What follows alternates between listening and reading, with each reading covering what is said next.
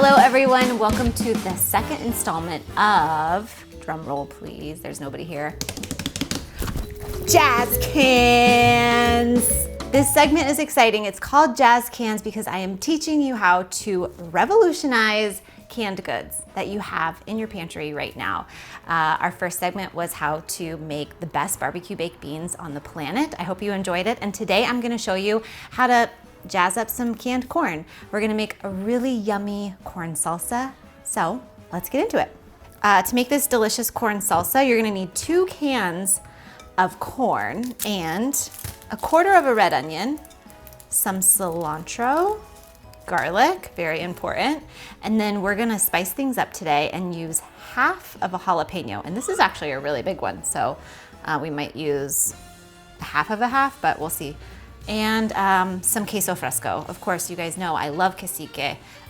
So this is to sprinkle on top and throughout, and it gives it a nice salty bite. And then we're gonna tie everything together with olive oil. It's gonna give it a nice velvety feel, and it tastes really, really good. The first step we're gonna do is bust open our cans of corn here, and we're going to drain the corn. This is a very important step because it helps the corn not taste like it came from a can. Anytime I'm working with canned goods, I drain the canning liquid and I give it a good rinse.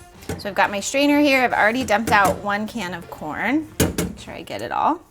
And then I've got my other can of corn. So I'm gonna drain all of the canning liquid. And I've got some cold water here that I'm just gonna give it a nice rinse and just let this kind of rinse and drain out here for a little bit. And like I said, this is very important just so you can really rinse off any of that can flavor, and it's gonna help just make this corn taste that much better. So we've added our corn into our hot pan here. There's no oil or anything in here, and what we're doing is just roasting our corn a little bit, giving it a little texture. It's gonna bring out the sweetness of the corn and just help make the corn taste like it did not come from a can, which is what we're after. So we actually only need about 1/4 of the onion here. So I'm gonna do my best to chop this onion up. Another reason why I love using the purple onion or the red onion is because I like the color. I like the vibrant color of the purple with the yellow corn and the green cilantro.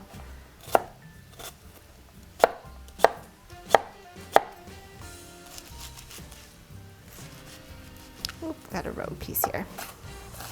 All right. And you just want to do your best chopping it up as fine as you can get it. This recipe is so easy. You want to get like a nice large size bowl here, and as you prep the ingredients, you just want to toss them in because they're all going to be tossed in and stirred up together at the end. So we've got our red onion in there.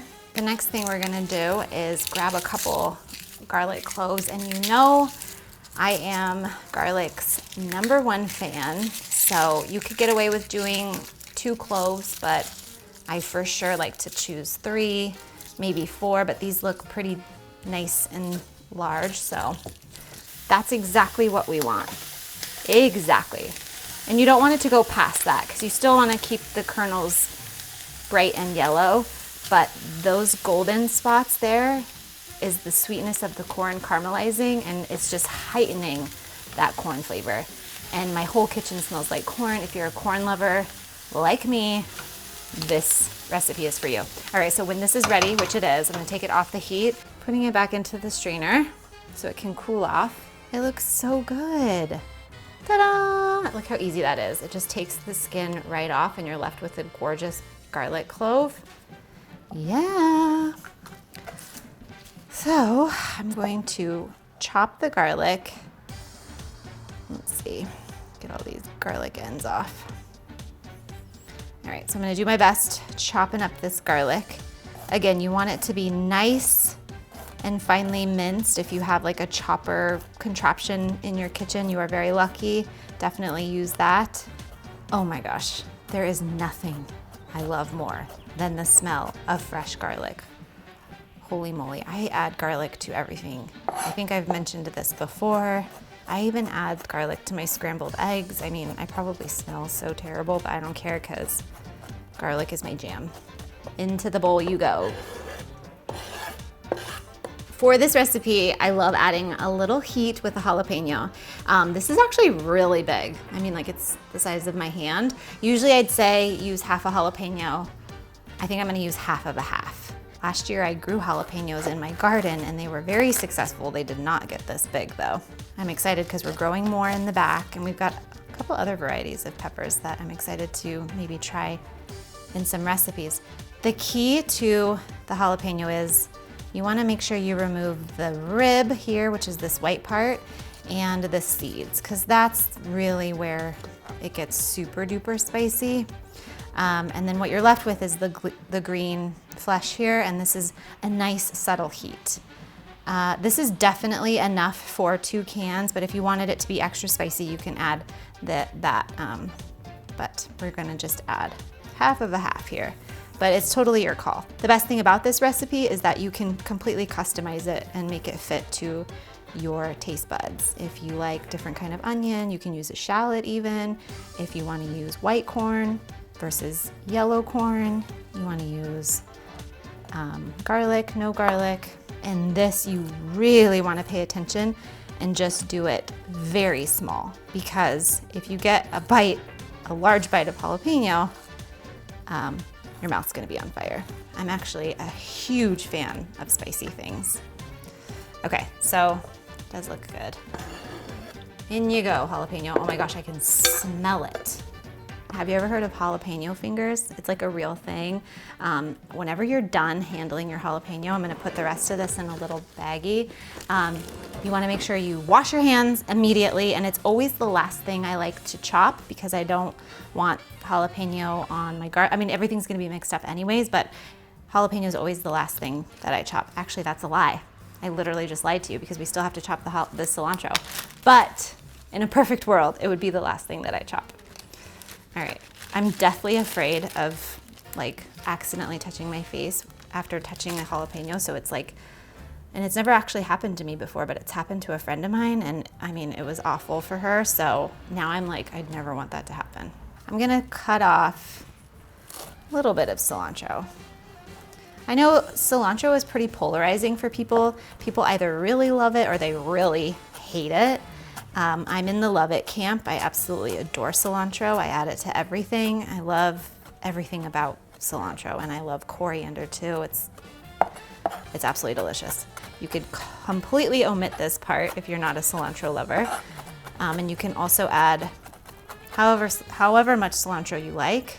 All right, so we've got all of our ingredients. We've got our red onion, our cilantro, garlic, jalapeno, and what we're gonna do now is we're going to add in our corn that we roasted away. Oh my gosh, it smells so good. Get in there, little corn buddies. You can see the purple and the green. Let me get that cilantro at the bottom. Yum. All right, so what we're gonna do now is we're gonna step up the flavor here a little bit. We're gonna drizzle about 2 to 3 tablespoons of olive oil. Your call, give or take. Oh my God, yum. And we're gonna add salt and pepper to taste.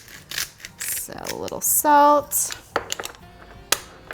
and a little pepper.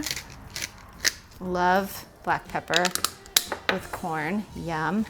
All right, and then we've got our cumin, which is like one of my favorite spices on the planet. It's like warm and toasty, savory. I'm gonna use a half a teaspoon of cumin. Sprinkle that in there, and that's just gonna elevate this corn salsa to the next level. So this is delicious, and it is perfect on its own. But the last little mini step that we're gonna do is add a little sprinkle of queso fresco. What you're gonna do is you're just gonna take a little block of the queso fresco cheese, and it's kind of got, if you're unfamiliar with queso fresco, it's kind of like the same consistency as feta almost, and it's nice and salty, and it's perfect.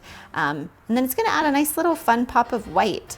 So you're just gonna wanna take about a little block like this, and use your fingers to crumble it all over.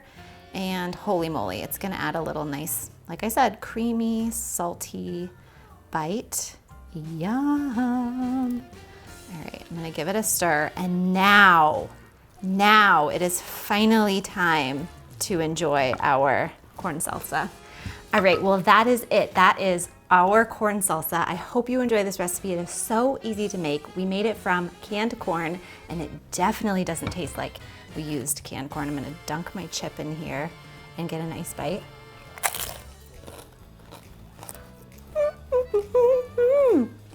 It's so good. Yum. You get the sweetness from the corn, and the onion and the spices are all savory. I'm a double dipper. Oh my God, the cheese is nice, and you get a little heat from the jalapeno. I hope you enjoyed this second Jazz Cans recipe. This is really fun, teaching you how to revolutionize your canned goods. I hope you make this salsa corn. Let me know in the comments if you do. Please subscribe to my channel. It helps us out a lot. Give this video a thumbs up if you love this recipe and you want to try it. And yeah, happy summer, you guys. This is gonna be good. I'm just gonna eat this. The kids are, Mila's in her room and she wants to come out. Mila, come here. Anyways, bye guys, thank you for watching. Fuego, right? That's the best one. Right? Oh, by far. Woo! You guys are gonna love it.